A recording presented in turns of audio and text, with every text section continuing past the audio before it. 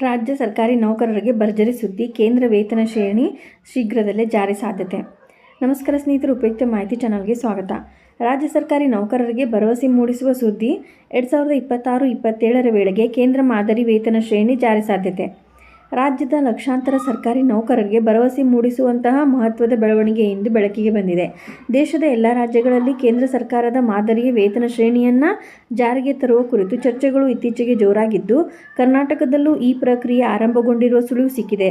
ಈ ಕುರಿತಂತೆ ರಾಜ್ಯ ಸರ್ಕಾರಿ ನೌಕರರ ಸಂಘದ ರಾಜ್ಯಾಧ್ಯಕ್ಷ CS ಷಡಾಕ್ಷರಿ ಭರ್ಜರಿ ಹೇಳಿಕೆ ನೀಡಿದ್ದಾರೆ.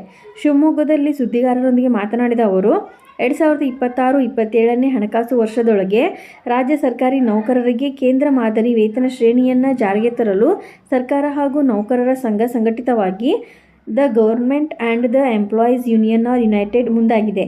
ಅಗತ್ಯವಿರುವ ಎಲ್ಲ ಹಂತಗಳಲ್ಲಿ ಸಮಾಲೋಚನೆ ಮತ್ತು ಒತ್ತಡವನ್ನು ನಮ್ಮ ಸಂಘಟನೆಯಿಂದ ಮಾಡಲಾಗುತ್ತಿದೆ. ಈ ಬಾರಿಯಲ್ಲಾದರೂ ಕೇಂದ್ರ ಮಾದರಿ ವೇತನ ನಮಗೆ ದೊರೆಯುತ್ತದೆ ಎಂಬ ವಿಶ್ವಾಸವಿದೆ ಎಂದು ಹೇಳಿದ್ದಾರೆ. ಇದೇ ವೇಳೆ ಹಳೆಯ ಪಿಂಚಣಿ ಯೋಜನೆ OPS ಜಾರಿಗೊಳಿಸುವ ಕುರಿತಾದ ಸುದ್ದಿ ಕೂಡ ನೌಕರರಿಗೆ ಶ್ಲಾಘನೀಯವಾಗಿದೆ. ರಾಜ್ಯ ಸರ್ಕಾರ ನೌಕರರ ಒತ್ತಡದ ಹಿನ್ನೆಲೆ ಹೊಸ ಪಿಂಚಣಿ ಯೋಜನೆಯನ್ನು ಅಂದರೆ NPS ಅನ್ನು ರದ್ದುಗೊಳಿಸಿ ಹಳೆಯ ಪದ್ಧತಿಗೆ ಮರಳುವ ಕುರಿತು ಗಂಭೀರ ಚಿಂತನೆ ನಡೆಸುತ್ತಿದೆ. ಹಿರಿಯ IAS ಅಧಿಕಾರಿ ಅಂಜುಮ್ ಪರ್ವೇಜ್ ಅವರ ನೇತೃತ್ವದಲ್ಲಿ ಈ ಕುರಿತು ಸಮಿತಿಯನ್ನು ರಚಿಸಲಾಗಿದ್ದು, ಸಮಿತಿಯಿಂದ ಶೀಘ್ರದಲ್ಲೇ ವರದಿ ಲಭಿಸಲಿದೆ. ಈ ವರದಿಯ ಆಧಾರದ ಮೇಲೆ ಸರ್ಕಾರ ಮುಂದಿನ ಕ್ರಮ ಕೈಗೊಳ್ಳಲಿದೆ ಎಂದು ಷಡಾಕ್ಷರಿ ಸ್ಪಷ್ಟಪಡಿಸಿದ್ದಾರೆ.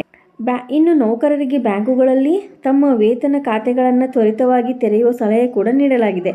ಇದರಿಂದಾಗಿ ಪ್ರತಿ ನೌಕರನಿಗೆ 1.20 ಕೋಟಿ ರೂಪಾಯಿಗಳ ವಿಮಾ ಸೌಲಭ್ಯ, ಮಕ್ಕಳ ಶಿಕ್ಷಣಕ್ಕಾಗಿ ಸಾಲ ಸೌಲಭ್ಯ ಸೇರಿದಂತೆ ಹಲವಾರು ಉಪಯೋಗಗಳು ಲಭಿಸಬಲ್ಲವು ಎಂದು ಅವರು ತಿಳಿಸಿದರು. ಇದೇ ರೀತಿ ಮಾಹಿತಿಗಾಗಿ ನಮ್ಮ ಚಾನಲನ್ನು ಸಬ್ಸ್ಕ್ರೈಬ್ ಆಗಿ ಮತ್ತು ಶೇರ್ ಮಾಡಿ. ಧನ್ಯವಾದಗಳು.